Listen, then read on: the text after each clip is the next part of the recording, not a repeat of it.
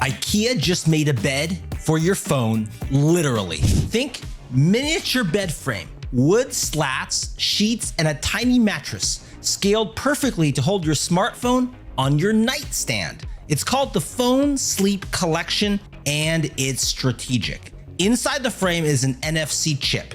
You place the phone on your bed, tap the notification, and IKEA's app starts tracking how long your device stays there, undisturbed. 7 hours a night, 7 nights in a row, and you earn a discount coupon. And IKEA isn't selling furniture, they're designing behavior. The brand that taught us how to assemble a Billy bookshelf is now teaching us how to disconnect. They've gamified guilt. They've turned a bad habit, scrolling at midnight, into a ritual, tucking in your phone like a child. This is classic IKEA. They're telling you how to live, and now they're shaping the moment right before sleep.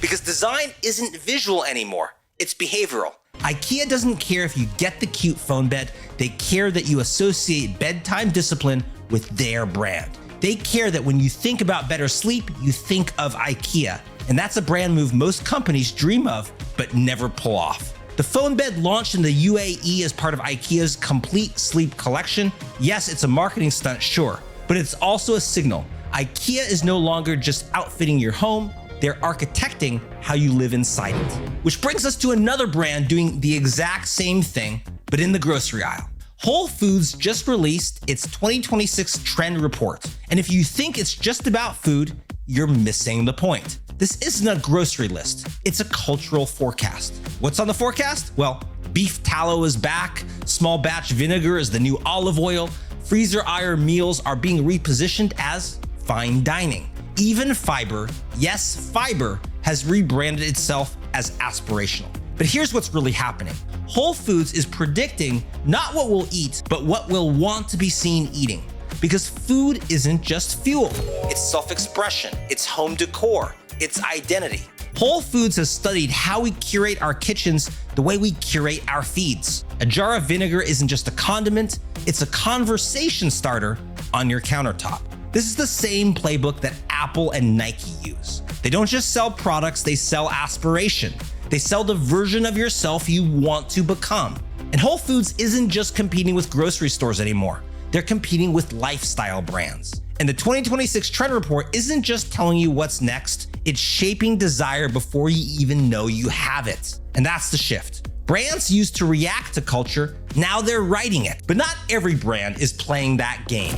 The Millennial brand is dead. Glossier, Casper, Away. These were the darlings of the 2010s. Beige tones, clean lines, perfect Instagram grids. They built empires on being on brand, but that world doesn't exist anymore.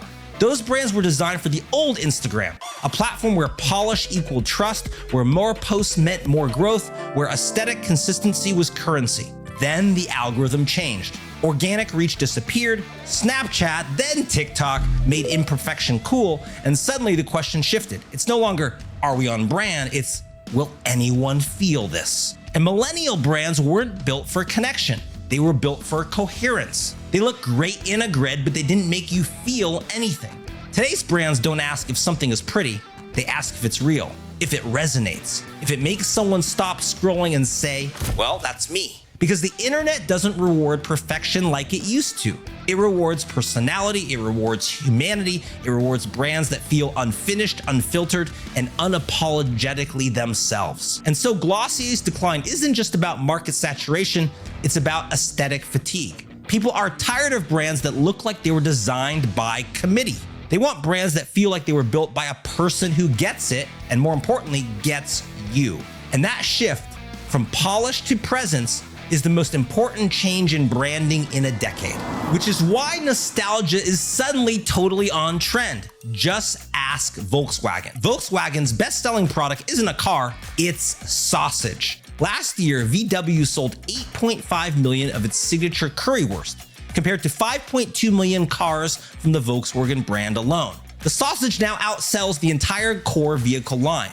And the recipe dates back to 1973 when factory workers needed a quick lunch. It became a staple in VW canteens, then it spread to stadiums, supermarkets, and now comes with an official VW part number 199398500A. Here's the irony. Volkswagen's car division is struggling. Profits are down 30%, production cuts are coming, the German government is nervous, but the sausage line, it's growing.